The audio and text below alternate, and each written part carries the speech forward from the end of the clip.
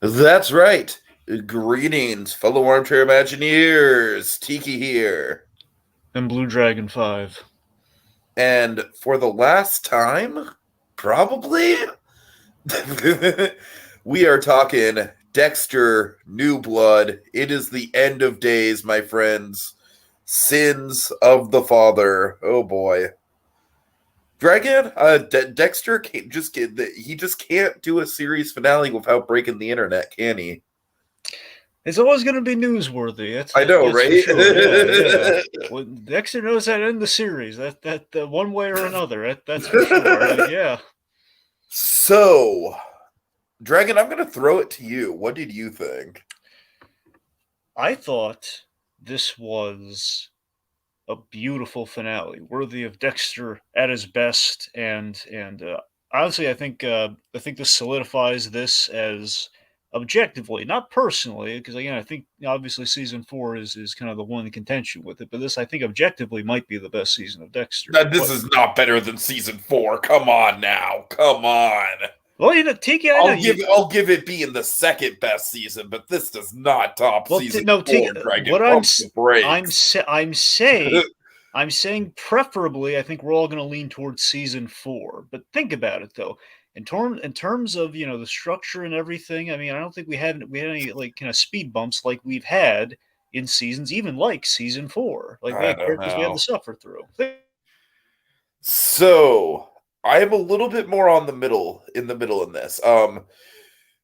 You know what's funny, Dragon? It's because I am sure you didn't have the same reaction to the last song that I did, but for me, it's really funny how a really good song choice will just elevate a scene for me. And I love the National as a band. That dude's baritone voice is just freaking heavenly. They're on my bucket list to see live. And honestly, Dragon, I have an emotional connection to the National that was right around the time I was watching the original Dexter run. So it was just kind of crazy that it ended on that band in particular and that song, which I thought was such a damn good song that really fit the themes of the season. Dragon, I'm going to be honest with you though. When I look back on it, like emotionally, I was very satisfied with everything.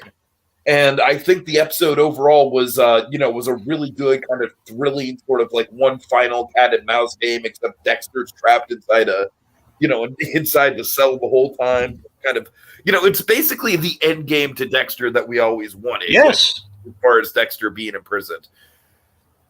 Dragon, I just have issues with the conclusion in regards to like, first of all, I have one singular issue, but I'm going to wait to get to it. Okay. Well, my main issue is like I have a couple issues. I do think that the ending is a little bit too similar to Breaking Bad, where it just felt kind of safe. Where it's like, okay, one character goes out, but he goes out, feeling joy and almost in a euphoric kind of victorious kind of way, and then the other character kind of rides off into the sunset, and his fate is unknown. Well, I don't think he's exactly feeling joy, Tiki. Dragon, he literally says in the fucking monologue that it's like the first time he's felt love in his life. Oh, well, sorry. I thought you meant the other. They spell it out pretty damn clearly. I thought you meant the other character. No. Well, what are you talking, Walt? No, I mean. Okay, because so now you see the parallels, right? Yeah, I thought you said going away. That implied it was the other character. Okay, well, I'm just saying. I think Walt and Dexter had similar deaths, and Jesse and Harrison had similar, like they're on the lam, but they're kind of have an unclear new path ahead of them. And Dragon, that to me is just really safe because Breaking Bad is like obviously like the most influential show of the new century thus far. How are you using Breaking Bad as a negative comparison? That's what I don't get. I'm using it as a negative comparison just because I wanted to see something a little bit different. It was still fitting, though. It was fitting. It was fitting. All right, let's double back. Let's build to everything. Where do you want to start with this? We have that guy in the comments as always. He said it's okay. he said, "I will always have a soft spot for season And one." that's Season one look, is definitely good for and that's sure. that's my point. I mean, season 1, I think 4 definitely is definitely the heavy hitter of the original 4, the Phillips kind of produced ones, and, it's that I just again, I Is it think fair they're to say that Hungry Man is the best episode of Dexter ever? Hungry The, Man?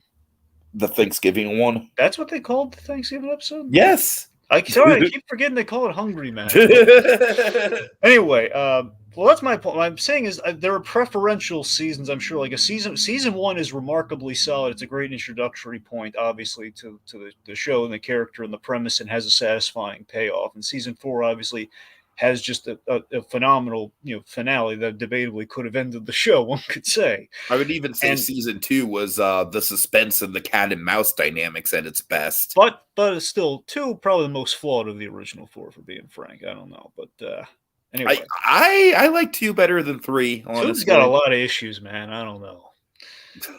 My I I anyway, mean, it comes down to me being a big Dokes fan and you not, I think. well, I mean, maybe, I maybe really so. think that's what it comes down to with 2, Dragon. I All right, really fine, do.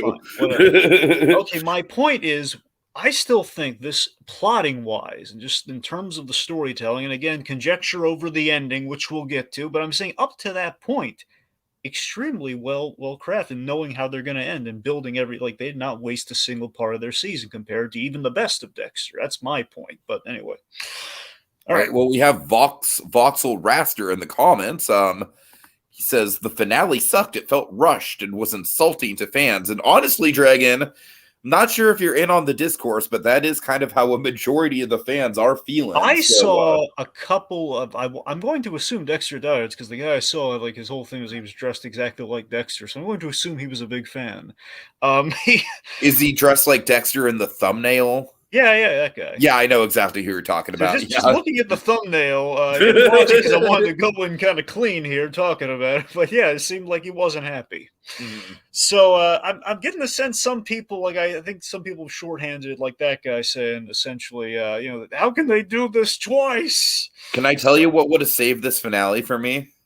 Well, if you want to just jump to it now, what do you got? I want to jump to it now because I think it's kind of part of my thesis All statement for right, the episode. all right. What do you? My biggest flaw with this finale, honestly, was why would you tease us with Dexter and Batista reuniting as the end game, and then not go through with that? Not only that, but we don't even see Batista again. Like Dragon, at the very least, I was wanting, like, when Harrison was driving out of town, I was wanting some sort of like knowing glance between them, like Angel being like, "Wait a minute, is He that wouldn't have kid?" known what he looked like. That I wouldn't have know. worked at Well, all. maybe Harrison would have known what Angel looked like, He though. would. He Because was he like you remember could. what Deb looked like. Fine, maybe, but I'm just saying, we needed at least, like a reaction shot to Angel finding Dexter's body or something. It's Angel. just, I think Angel served his purpose, and if we it basically would have but they compromised, teased up the reunion, though. yes, they teed up, but no, Batista was the nail in the coffin that cemented Dexter's fate. That's the thing. Batista was the thing that cemented. He was like the nail. He was the literal. We thought the screw was the nail in the coffin. Batista was truly like the nail in the coffin that would have actually killed Dexter. So Batista served a role. If we cut back to him, but believe me, I wanted to see Batista too, Tiki. But I realized if we saw Batista again after we've teed up, okay, well, Harrison's going, we should remain with him at our ending. Otherwise, we just like, okay, well, there's the body, but it's Harrison Like I getting the said, closure. I think we should have at least seen like him arriving into town and being taken aback by all the police cars coming in or something, It just would have something to tie lingered. it together. I think it would have lingered. Let's see. I think that more time throughout the season should have been spent saying, kind of building up Harrison, sort of like basically Dragon. I think that they made a mistake lingering on Harrison not finding out as long as they did, because I do agree to a certain extent with people who are saying that I think that from a story perspective and from an emotional perspective, what happens at the end of the episode is warranted and is built up.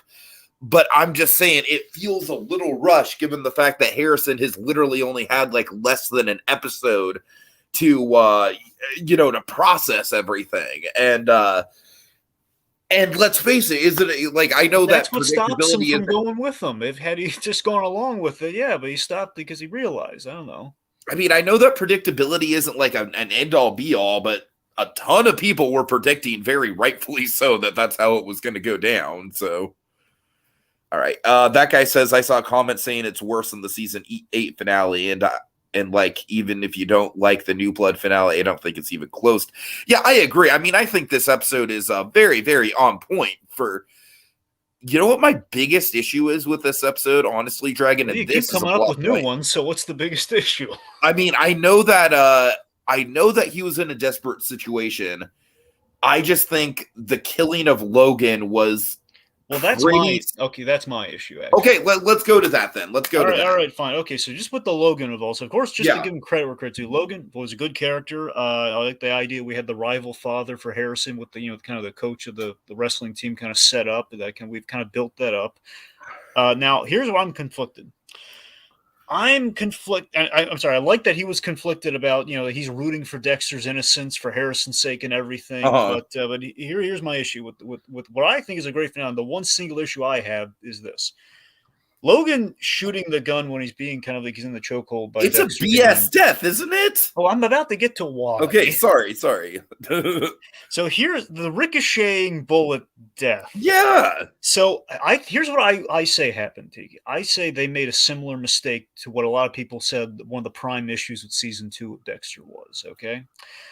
Dexter, was in season 2, Dexter was in a position where he was like weighing should I break my code and kill Dokes, where Dokes he barely counts for the code and it really would not count. So, and of course, ultimately the big one, the problem is like that the other crazy lady of the season, was it Lila? Is that what we called her? Yeah, and she was the big problem with season 2. I agree, and I agree that Dexter not killing Dokes was the biggest flaw of that season. And again, she killed Dokes, which again completely ruined all the tension that they'd been I building remember up. being that was very frustrating to me in the moment, Dragon. So that's my point. We already kind of dropped the ball there, and I think we kind of repeated that in a more kind of microcosm here, where Dexter should have killed Logan outright, so he would have. Because I think this season, so far had avoided all the BS that we had suffered through, even in the good seasons of Dexter, with the exception of this. And it's just like literally the big root, the big confrontation at the end. You think the death shouldn't have been as ambiguous as it was, as far as like him wanting? Yeah, I agree. Well, basically, here's what we did. It kind of mirrors to a degree, because you brought the Breaking Bad comparisons. I'll throw you one here.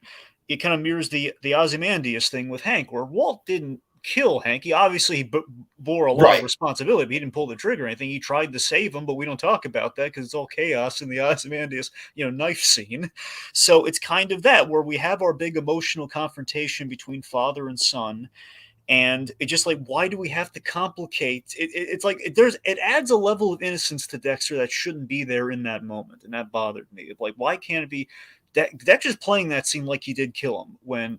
Yeah, I mean, he's responsible for it, but still, the idiot shot a gun that is you never would have ended that shot. It makes Logan look really stupid when he was such a smart character. So that, and honestly, when you think about it, I feel like the ball was in the writer's court, as far as like that is the one time where Dexter like very definitively would break his code and kill arguably maybe the most morally righteous character in the entire Dexter universe, if you break it down. Possibly, yes, and that's what I'm saying to you. It would have made it like if Dexter's like if the Clyde Phillips approved moment of Dexter killing outside of the code. I'm not counting all that season 5 BS, but the point being, or just gets into a tantrum and he kills someone when he's outside of Miami. Like I keep saying, the original show ended with Harrison and that pool of blood, as far as I'm concerned. But you see what I'm saying, though? If it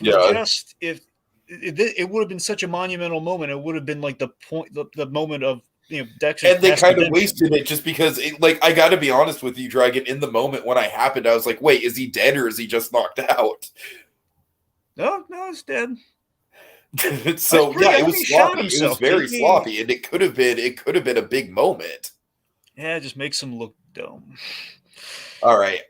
Let's see. Let's double back around. Speaking of things that make characters look dumb, in retrospect, Dragon, I get that one of the big themes of this season is Dexter being sloppy, and he's been off his game for a while. Yeah. Dragon fucking A. There is no way that he would be this oblivious to the Angela stuff. I'm like, at the end of the day, when I'm rethinking about, especially like the last few episodes, like especially like the Christmas thing, it's like Dexter is a character like, like all throughout the first series, he was just a master of knowing when people were onto him. And I inherently just don't believe that he wouldn't catch on to it. Let me tell you why I believe it. Okay, Okay. I just want to backtrack and lay some pipe here so we can say we covered the episode a little Sure, bit sure, here. sure. So, again, put simply, Dexter's goal this episode is essentially kind of what season 8 was, where he wants to leave town with his son. Obviously, in season 8, it got complicated.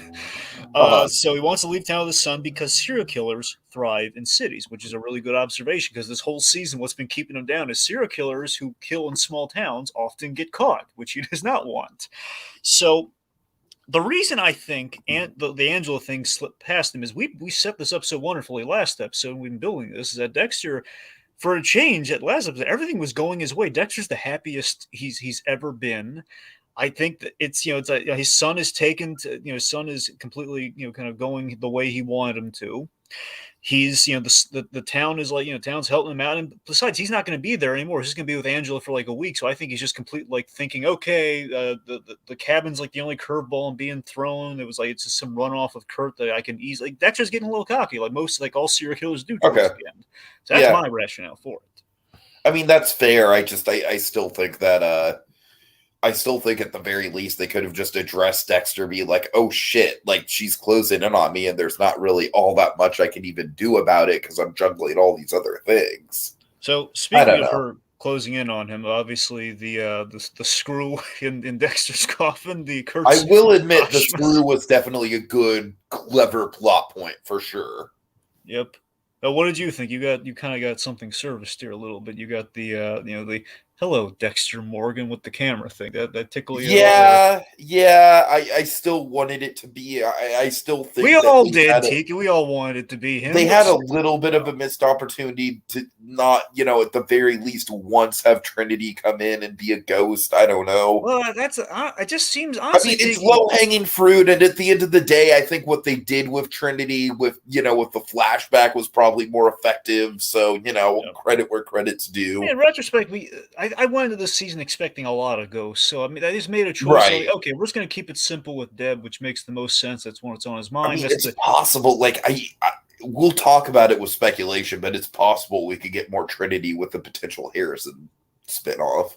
Yeah, well, we'll get there. Yeah. All right. Anyway, so Kurt Caldwell's "Screw You" from Beyond the Grave basically gets Dexter in the end, and that brings us to the end game. I do love just Dexter being arrested. Dexter's in the end game now, and I love that we see that Dexter has prepared for this day and this outcome. Totally, we see him like in game time that we've never seen him before. He's outthought this whole situation of like, and I love that kind of what gets him is the fact that he argues his innocence almost like Matt Murdock, one could say. He argues it well. The problem is, I think he argues it too well. I think that's what that's kind of what, if Angela had any, it feels rehearsed. Little bit, yeah, totally. And also the big thing that really impressed me is he knows how to get under Angela's skin. And what he's doing is it's on tape right now. He's making her look impartial and kind of emotionally wounded, so the case would get thrown out any way you slice it. Which is really clever, and of course, and I do think that him throwing the big curveball with the House of Horrors was a really good move. So I love that they both had an ace in the hole. Now, Angela's was Batista, and Dexter's was the bargaining chip with Caldwell's kind of horror show museum.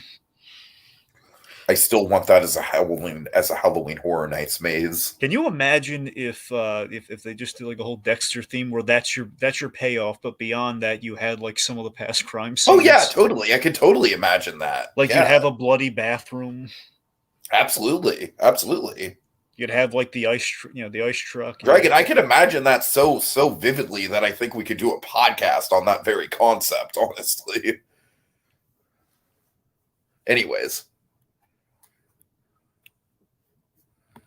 All right. Okay, so let's see. So yeah, we're kind of laying the groundwork. One thing I want to bring up with Logan that was just kind of a funny observation is as much of a stand-up guy as he is. I did think that I know that the symbolically as a gesture was like, oh, you're one of us, Harrison, with the jacket, but like, Yeah. well, Harrison, your house burned down, but I got a jacket for you. Well, they're giving them possessions, and it's like the I whole town's here I for thought you. it was a little bit. I just like I thought it was a little unintentionally funny. I just it's not even a nitpick. I just wanted to bring it up. Yeah. So I just want to harken back to the bargaining chip scene real quick. I just want to uh just go again. I love Michael C. saying, "Turn the camera off." I just love him just being so confident. I'm dangling the carrot here. Turn the camera off, uh and just knowing her obsession with law and justice, which again the Freudian draw and connect to both Deb and Harry. If you want to kind of draw the Freudian parallels with why Dexter was attracted to Angela in the first place.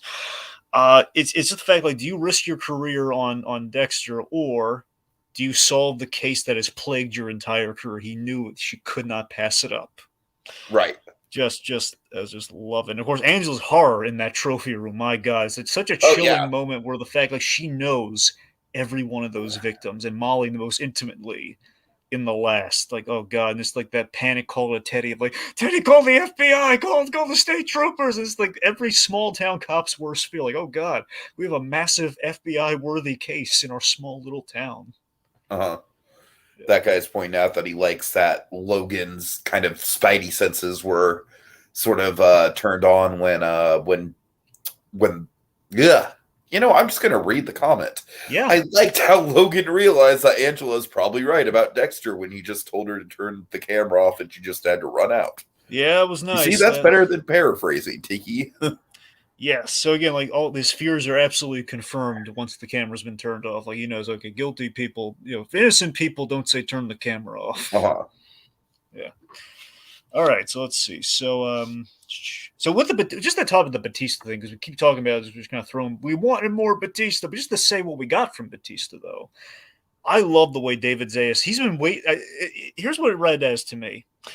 David Zayas' big payoff scene for playing kind of a lovable stooge for 8 years. We finally gave him the payoff of like the scene he wanted to play, of the realization, which he's always been tantalized with but never given. So you see him just play haunted to betrayed to just angry. No, you're right. You're right. It is, and honestly, the more I think about it, the more it's like I feel like it was kind of like a dangling, like, oh look, we're gonna get Dexter and Batista in the same room. But you're right. At the end of the day, it was, that really couldn't have theoretically happened with the plot. So Also, something I want to give Phillips major props for here, because he didn't have to do this, but I like that he went the extra mile and he did it in the actual ending that we're getting here. I love that he made choices.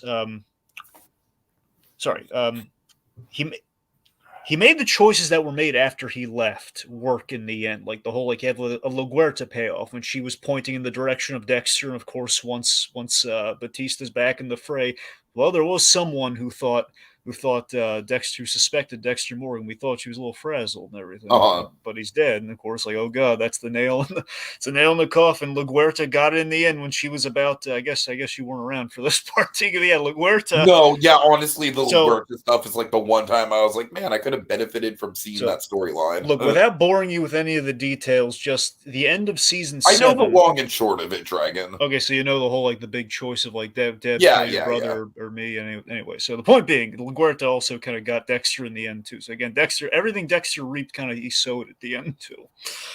All right, let's see. So I guess we're basically gonna be breaking down the ending for a bit. So Okay. I mean, like I said, the Breaking Bad thing, like even as it was happening, it was kind of lingering for me. I was like, I don't know. Like, I mean, you say it's like, like you're borrowing from the best, but it's still borrowing to a certain extent. It's still like the two main characters of the season pretty much ending up in the exact same positions as the two main well, it's characters not of Breaking exactly the Bad. same. It was more of like it was more freeing Jesse in Breaking Bad's case. In this case, it's like put me out of my misery, put me out of everyone's misery. It was more of like kind of like this one's literally a passing of the torch rather than like the end of a story like Breaking Bad was between those two. Yeah, I guess, but I mean the fact that it's not an end of the Well, story, I mean a closing of the fine, a closing of the loop. All right, don't take the end thing literally, but it's the closing of the loop for those Well, I'm just characters. saying, showed. I have one idea for the spinoff that I think you're gonna like, but we'll Well, we'll can we get talk there when about? Yeah, we let's get talk there. about the ending before we talk about the I know, spinoff. I So, know. before we talk about that, I want to talk about the deer symbolism because I think it paid off wonderfully here. Okay. So Dexter, he's dressed in black as the literal dark passenger. They're exactly where the deer died. The two have the final encounter. With their basically an encounter with with the son here, and I just love that the deer death was essentially when the deer died at the beginning. Now what we know is that with the deer dying, there was no hope for Dexter. If the deer represented the purity of Dexter and the hope of Dexter, it getting killed just shows yes, Dexter's gonna die in a father-son story, basically with the Caldwells being the initial father-son story. This is Dexter's fate. He's gonna die. His hope will die in a father-son story. Uh-huh. That was my reading. I like the fact he's kind Yeah, of yeah. running I from mean, I that. agree with you. I do like all the symbolism there, and I thought the deer symbolism would come back, and it did. So, I have no So problem with that for So, sure. so the final conversation between Dexter and Harrison, I thought was just this brutally honest realization for both of them, and just really well performed. Especially C Hall, man, I think he killed it so I well. honestly think that Dexter coming to the conclusion of him needing to die was a Yes, little bit. I thought it was a little rushed. really, you thought it? I don't I'm know. not I gonna thought it lie. was. I'm not gonna lie. I think, but I'm just saying the brutal honesty from Harrison. I think really just drove it into him. I think I sometimes it's just going honestly to be kind of like the instantaneous. Harrison side of things more, like because with the Dexter side of things, I just think like I just felt like it was a little bit of a jump, like going from like, oh, you can come with me, and if you're not coming with me, then I'll go to like, no, kill me. It's the only way. And now I'm feeling love for the first time ever. And I don't like honestly, Dragon. I'm just gonna nitpick this really quick. It's not a huge deal, but I don't buy that that's the first time that Dexter has ever felt love. I feel like throughout the whole series, the whole thesis of the original series was kind of proving, the original idea of Dexter as a sociopath. Like he's still a sociopath, but he has feelings for those close to him, and I don't know. I just Well, Tiki, the wording on it bothered me, so I'm not gonna harp on it too much because, like I said, it is just kind of like a script issue. But but go still, the ahead. argument can be made that is the fact that he's like Deb was always a complication. That again, her death is like the only thing that complicates. I mean, he wasn't even sure if that was love, and the fact that he never got like an actual goodbye with her, and he had to kind of basically pull the plug on her. He still doesn't really know if that was love in the end. And Harrison, like again, like the boy hasn't felt love since his mother before his mother was killed. Talking in reference to Dexter. I mean, that was before like the light switch got kind of flipped and the trauma started, and then basically he kind of became the sociopath that he became, debatably. And I think he kind of got a moment of clarity at the very end of like he's always been kind of wondering like if I had another person, like could I feel some sense of normalcy and feel love? Could I maintain that? Could I have that? Because Rita was always kind of like a comfort versus an actual Uh-huh. love. So I think he always the closest thing he ever felt to love was with his son, but then he had to give that up, and then again he was kind of inching towards love, and his son Yeah, was all the right, I same. get it. I get it. All right, so let's see. So I mean, just within the conversation, I love just with the performance we have. It's also the immediate call out of like your dark passengers effing driving, and like all of Dexter's points are just falling flat because of because Harrison's right. The anger and the impulses and the dark passenger he's been feeling. It's a question of nature versus nurture. Is Dexter's abandonment the root cause of it? And I think Harrison was willing to give himself up after he did shoot his father. That implies to me it was nurture. That means that Harrison might have a chance. Actually, he might. We don't know. I like the ambiguity we do We'll sprinkle find in here. out. Yes, well, I guess we will. Quite possibly. I mean, that's the thing. I just think he just kind of pounded into his father. There's a lot of really just kind of cutting truths of, like, you made the choice to stay away from me every day for 10 years, the totality of it. And then Yeah. this brings Dexter, and I think with C. Hall's performance here, the Emmy kind of nod, one could say, is just the murder junkie in him comes out of like, with your help, I can stop. I'm not your caretaker. I'm your effing son. This isn't like Deborah in season 7 and 8 or what have you. I I don't know what to tell you, Drake, and I feel how I feel, but your points are valid. So Right. So I guess what really kind of got me too is just the whole turn yourself in thing. Just the flawless acting and just like maybe you deserve it. And do you see how gutted that to me is the Emmy moment? Is like you see how gutted he is, and he just chooses to his son's face this time. I'm going to abandon you because it's just right. like I have nothing. I'm I mean, going that to is a good leave. callback to the whole, you know, the prison thing from last episode. Yes. Let's I see. mean, Dragon, I get it. It's it's really well. Like I think we're kind of harping on it a little too much. Right. All right. Let's see. What I will say is that I really did like the letter. I thought the letter was a very good emotional kind of ending. I was very satisfied with that. Yeah. The letter was a great way of kind of recontextualizing, kind of like give heck. Harrison now has closure. It's kind of like which leads to our El Camino of it all here, where he's kind of going off happy into conflicted into the sunset. Let's say. But again, Dragon, I love the song choice. I mean, I know that you probably haven't heard that song before in your life, but did you like the song just in the context of the scene? I mean, I thought it was nice. I didn't really have like a big reaction to it, but it was nice. I mean, like I said, I have an emotional connection to the I was National. more moved by everything else. Like, oh Right, my right. god, Whereas Dexter is. with me, when that song came on, it probably was like the most moving moment for me because it kind of recontextualized, like, oh, this band and this show and that time in my life. For me, I was more enraptured with, oh my god, Dexter is Harrison's first kill, and it's the ambiguity of Right. is he ending the cycle, or is he traumatizing? Is he basically starting Harrison as a killer now? Like, is this the first kill that's gonna set him off? And the performance of take the safety off, like Dexter's last moments of love for the first time since his mother, debatably, all that sort of stuff. It's and Deb holding his hand. I love how we used Deb in that last image. Yeah, I do like that Deb was pretty much absent from the episode except for that last moment. I thought that was very tasteful. I mean that in the cell, which yeah. Yeah. But also, I loved this in regards to music though, Tiki. I did love how he played the Dexter theme one last time, like as he's bleeding out. That was very appropriate. I thought. And I actually really liked the way that the credits were done. Oh well, I mean the credits were always kind of done that way, weren't they? It's No, but I'm just saying, like specifically with Harrison driving through the that through the was. wilderness. Yeah, you're right. That was. I really like that. It gave me like an Incredible Hulk kind of vibe. Yeah. So, real quick. So for me, I wonder if you had this. So when Angela found, big thing I'm wondering, Tiki, when Angela found Logan, before she found Logan, I was wondering, obviously before Dexter, had that really messy kill with Logan. That was Logan's fault. Before that happened, I was wondering, like, Dexter's whole plan there is like, well, maybe I thought it was like, maybe she'll release me in, exchange for I gave her closure on a big thing. I'm not saying she's going to we're going to go back to moving in together, but, she'll let me go. Yeah. But so, like, do you think before she found Logan dead, you think she would have let him go? Like basically like she let Harrison go at the end. Like, No, I don't. No. Really? Okay. Just because I feel like she had too strong of a code of ethics and like he is a mass murderer, so no, I don't. And Harrison, I think it's understandable why she let Harrison go. Of course, yeah. I think Audrey had a big role in that as well, which is, Yeah. and again, I like the sadness too of that.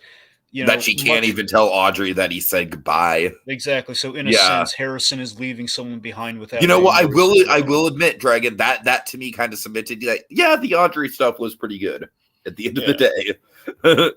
I don't like the fucking fact that they refer to Audrey as a sister and then they make out. You know how I feel about shit like that. But remind me, when did the sister thing come about? Like, was that it comes out like right before they start making out? There's a line of dialogue about it. I don't know. I might have. I don't know if we. I missed that. I don't know if that's there. I don't know. I'm just saying, like, why does media have to fucking? The biggest thing for me was the Lion King, where it's like specifically they mention as kids that they don't want to get together, and then they get together. But I digress. All right. Anyway, but I mean, Tiki, just in general, though. I mean, I know we're kind of digging into certain parts here, but just in general, though. I mean, just the idea of like we've killing Dexter as an ending. How do you feel about that? I think it's more. I think it's satisfying just because, like you said, of the hunter imagery. I think it's more satisfying than him. Honestly, Dragon, I don't know because like it's hard to resist the allure of an actual Batista and Dexter face off as an end game, which would have probably been the other option. So at the end of the day, I'm very emotionally satisfied with this, but I do see where people are coming down on it as far as like it's not necessarily the most original ending in the world for reasons I've already kind of laid out. But I don't know, it worked for me personally. Right. Yeah, you know what? With the gun thing too, I really like the symbolism of Law and Dexter's family again. And the main fact that when we introduced the gun, Harry taught him how to shoot once. So the idea that Harrison's namesake, almost the generation of Morgan men in a sense, it kind of ends full circle here of Uh-huh. Harrison choosing to end the cycle with his name, that his namesake started by teaching Dexter, much like him teaching him the gun and everything. This is how you're going to channel it. So I'm choosing to take this lesson and end it versus perpetuate it. Sure. That was cool. All right, so I mean, there is talk of it. For some reason, there is talk of a spinoff. Apparently, Monday there's going to be some sort of big announcement. So here's where I'm leaning on it. I don't know how you're leaning on it. I don't need to see it. I don't necessarily want to see it, and I think it's kind of a part of me hopes it doesn't happen, mainly because I don't see much story potential. I think it'd work a lot better as an El Camino style standalone movie than I'll give you that. I think you have at least one. You might have an epilogue, but you can't make another season out of this. That's I totally agree. I mean, that's if you're going to do any of your ghost stuff, then you do it there with Dexter and I guess Trinity if you want to spice things up. Okay, here's my idea, Dragon. Here's my idea. You ready? All right, what do you got? Have the ghost stuff, but have both Dexter and Trinity in the same scenes together as like the angel and devil. That's a good premise. Right? I mean, again, Harrison called out. And think about it, because Trinity is like so built up in Harrison's mind as like the biggest evil of his life. You could just have John Lithgow come in and play like an even more crazy fucking over the top evil version of Trinity than we've ever seen. I mean, and it would make sense, Tiki, because on one hand you have the unfinished business of Trinity, in that if Harrison does have a kind of a compulsion to kill, he would always be going after Trinity to a sense. So it would always be kind of like lighting the fuse, and in a sense, he did make peace with his father. The fact that his father did, totally. Kill me, put me out of my misery for the betterment of everyone. Because Dexter, in his I absolutely believe Dexter would kind of manifest himself as a Harry figure. Yeah, which again is what people kind of speculate. We kind of were building to, and obviously, things, we kind of put the end. I'm just saying, like, I think having Dexter there would just be kind of like, why are we doing this necessarily? Like, it doesn't really. Having Trinity there, I think would propel it to must-see TV. I honestly do, especially if he was like a co-lead.